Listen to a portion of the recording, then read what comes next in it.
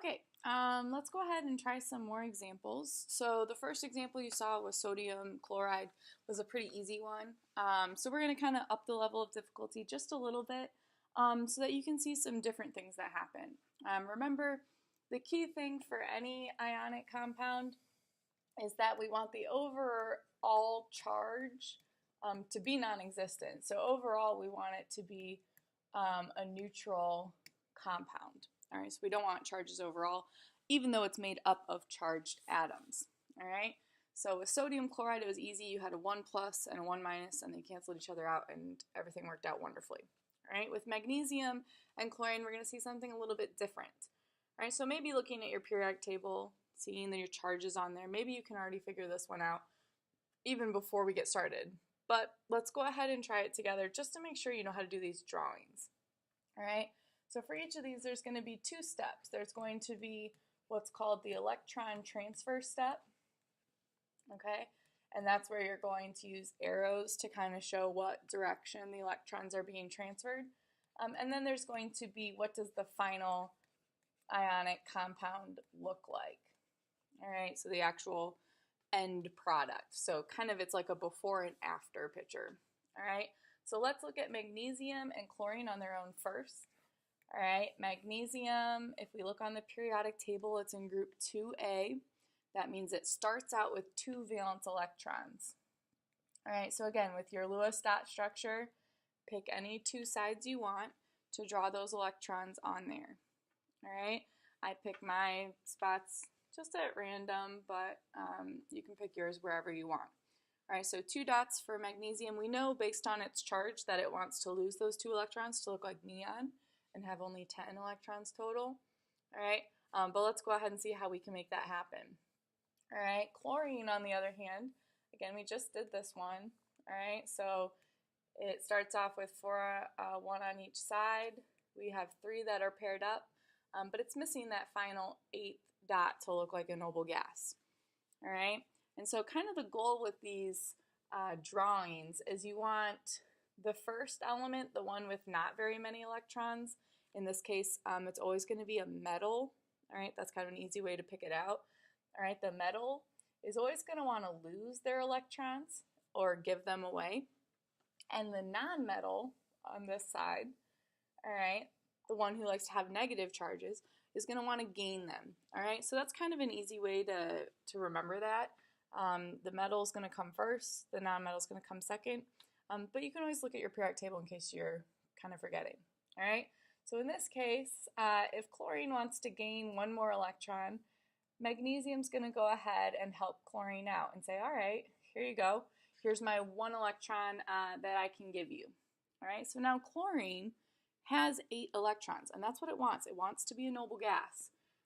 On the other hand, we have magnesium, who still has 1 more valence electron that it wants to lose. All right, so magnesium has not reached a noble gas electron configuration yet. It has not achieved the octet rule yet. All right, and so this is where it gets a little bit different, all right, from what we saw before. When you're doing ionic compound Lewis dot structures, which is what we're doing now, you can add as many of these 2 elements that you're given as you want, all right, until it works. So in this case, we aren't going to just use 1 chlorine, but we're actually going to have 2 chlorines that are going to come in, all right, again, each wanting to gain 1 electron. And so magnesium is going to give 1 electron to each of them. Notice, even though this time we had to use 2 chlorines, all 3 of these atoms are now going to be happy because magnesium has lost 2. Now it looks like neon with only 10. Chlorines have both gained 1 electron apiece, which means they look like argon with 18 electrons total. All right, and so this is what we're kind of looking for. We want the metal to lose all of its electrons, and we want the nonmetals to have 8 electrons. And we add as many of each as we need to in order to make that happen. All right, so afterwards, so this is where the ionic compound part happens. All right, afterwards we have 1 magnesium that's lost 2 electrons. So we're not just going to have a 1 plus charge this time, we're going to have a 2 plus charge. And again, you can always look at your periodic table to help you out with figuring out those charges. All right, and now we have 2 chlorines, all right, each with a full octet, meaning 8 electrons now, because they've each gained 1. Mine are getting a little smushed together, all right? And since they each gained 1, each of them has a 1 minus charge. So if you think of this compound as a whole, all right, even though we've got all kinds of stuff with charges on it, all right, we've got a 2 plus, and then minus 1, that still gives us an overall neutral charge. It still is 0 overall. So we're still okay. All right, let's go ahead, try aluminum chloride just so you can make sure you kind of got the hang of this. All right, the main difference between magnesium and aluminum is if you look at aluminum, it's got another valence electron. It's in group 3A. So this time instead of 2, we're going to have 3. Hopefully you already see the pattern and kind of know what's going to happen. Sodium used 1 chlorine, magnesium had to use 2. This time aluminum's going to have to use 3. So it's a lot of dots. Hopefully you're ready for it. But here we go. We can kind of go faster now that we've seen this pattern. All right, chlorine has 7 valence electrons. All right, and so aluminum's going to just give each of the chlorines 1 of its valence electrons. All right, this time we're going to need 3 total chlorines in order to make this work. All right, try and make sure that your dots are nice and obviously dots, not just little specks, so I can actually see them. All right, you'll notice there's always an arrow pointing where the electron's going to go, but I'm not redrawing the electrons until I get to the second step. All right, so that's really important, so that way I know you know how many it started out with.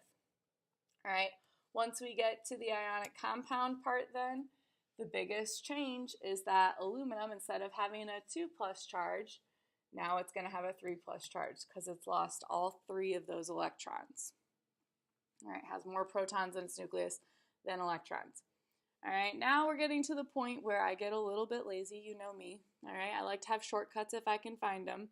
All right, drawing 3 chlorine ions, all right, is going to be a lot of dots. So if you would like, you are allowed to use kind of an abbreviated version, all right, which instead of drawing all 3 of those, all right, we're just going to say, okay, 3 times, and then you're going to draw just 1 of them, all right, meaning that this structure, all right, this chlorine ion with the 8 valence electrons and the 1 minus charge, the 3 just means, multiply that 3 times. So instead of having to actually draw 3 separate ones, we can just say, 3 times this, and that means the same thing. All right, so if you want to start using that abbreviation, that would be good. All right, otherwise, if you just would rather draw all 3 chlorines, that's fine too. All right, it's just a little bit more effort. All right, I'm going to give you guys a second now. Please pause the video. All right, I'm going to have give you guys just a second and try some of these on your own. All right, so pause the video, see if you can figure them out. If you need a little help, definitely restart. All right, but for now, try these next few on your own.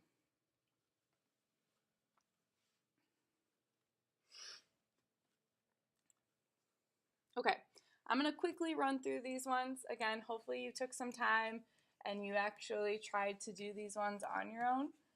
All right, it's much, much better for you guys if you actually have attempted to figure out kind of these patterns on your own.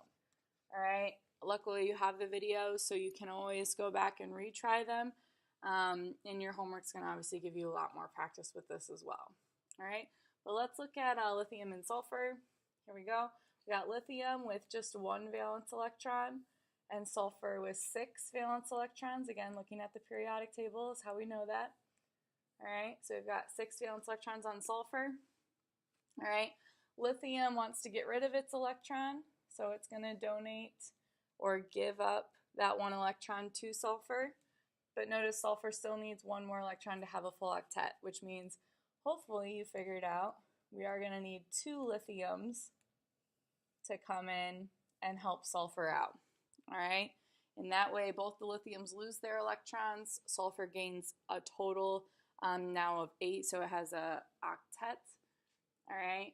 So when we do this, all right, again, you could have either done the little trick we taught earlier, or you could have just drawn both the lithiums with a 1+ charge. This one wasn't too bad. All right, and then your 1 sulfur with a full octet, and since it gained 2 electrons, it would have a 2- charge. All right, the main difference between this one and the next one with phosphorus, all right, is going to be this time phosphorus is going to need a few more electrons. So we still have lithium with 1 valence electron, but phosphorus only has 5 valence electrons, meaning it needs a total of 3 more in order to have a full octet. All right, so instead of 2 lithiums to help it out, this time we are going to need 3 lithiums to help it out. All right, and hopefully, again, you took a second and tried that on your own and figured that out pretty quickly. All right, you can draw all 3 lithiums in the ionic compound, or if you want to use our little trick of just saying 3 lithiums with a 1+ charge, that's okay too. Either way. Oh, not sulfur this time. All right, this time we have phosphorus, sorry about that, with 8 electrons, and this time it gained 3, so we would want to have a 3- charge on there.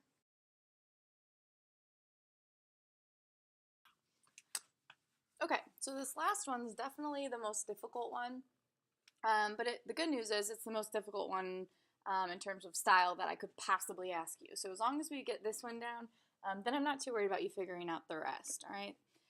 Still the same pattern. Remember beryllium, it's over in group 2A. It would like to lose 2 electrons in order to look like helium, a noble gas. Nitrogen's in group 5A. They like to gain 3 electrons so that they look like the nearest noble gas. In nitrogen's case, that would be neon. All right. So when we draw our Lewis dot structures, when we start out, all right, beryllium's going to have 2. Nitrogen's going to have 5. All right. So 1 on each side and then pair off one of them. All right. We're going to try and satisfy both of these. So berylliums need to lose their electrons. Nitrogens need to gain specifically 3 electrons. When we start out doing this, beryllium has no trouble getting rid of 2 of its electrons. All right, so this beryllium is good to go. It's happy. It looks like a noble gas. On the other hand, we have nitrogen over here that still needs to gain 1 more to look like a noble gas. So we need to add another beryllium to help it out, just like we did before. All right, beryllium still have 2 electrons though, 2 valence electrons. All right, and so even though beryllium's going to donate 1 of them to nitrogen, so that now nitrogen is nice and happy, this beryllium now still has 1 extra electron left over. So here you're going to see for the first time where we actually have multiples of both elements. All right, so we're going to add another nitrogen. Again, you can't forget though, nitrogen still has 5 valence electrons. So you have to draw 5, and eventually we're going to have to give it 3. Okay? So beryllium's going to give 1 electron to nitrogen here. All right? So that now the second beryllium is happy, but nitrogen still needs 2 more electrons. So our last step is going to be that we need 1 more beryllium to come in and help this second nitrogen out. All right, and once we've done that, now you can see all 3 berylliums lost their 2 valence electrons, all 3 of them did, and the 2 nitrogens here, as long as your example is clear, each gained 3. All right, so everyone looks like a noble gas. When we get to drawing the ionic compound then, again, you can draw all of these atoms, or if it were me, I would kind of abbreviate it. I'd say, okay, I had 3 berylliums. Each of them lost 2 electrons, so instead of a 1+ charge like we had with lithium, we're going to have a 2+ charge. And then I had 2 nitrogens that each gained a full octet, so all 8 electrons around it. And because they had to gain 3 electrons in order to do it, just like phosphorus did up here, these are going to have a 3 minus charge. All right, so a little more complicated, but again, if you just keep adding atoms of each element until you make everything work out, then it should work every time. All right, and the charges are still 0 overall. You have 3 2 plus charges and 2 3 minus charges. So overall, they do cancel each other out, just like the other ones. All right, the last thing you have to be able to do is come up with a chemical formula for these compounds then. All right, and so that's kind of what we saw with sodium chloride. Sodium chloride's chemical formula was just NaCl. All right, and so for sodium chloride, the chemical formula is telling you the number of atoms, all right, in the smallest ratio, meaning we only needed 1 sodium and we only needed 1 chlorine. So you'll notice we only need 1 sodium, 1 chlorine. We don't have any little numbers, any little what are called subscripts down here, because when you only need 1 of something, you're just going to leave the 1 out. All right. In this example, all right, we have B2O3. All right, that means we would have had 2 borons and 3 oxygens in our drawing. All right, but for sodium chloride, instead of drawing 1s down here, all right, we just left the 1s out. All right, so take a second, get this written down, go back to those compounds we just did together. So the magnesium and chlorine, the aluminum and chlorine, lithium sulfur, lithium and phosphorus, and finally beryllium and nitrogen, and see if you can do those on your own.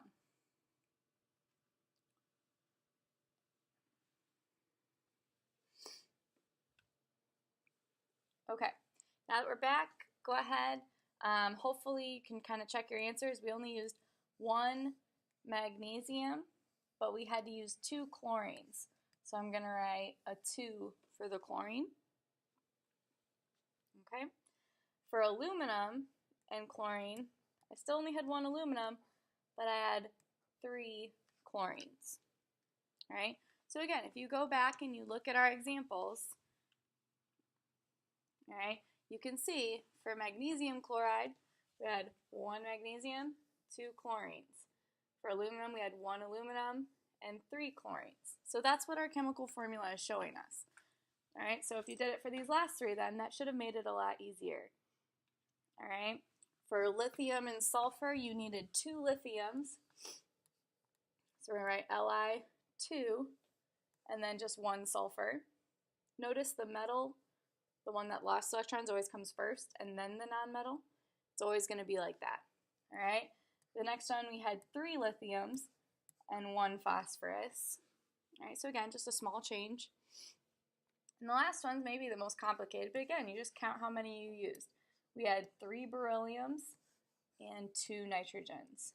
All right, so Be3 and 2. The little numbers that come after it tell you how many you used.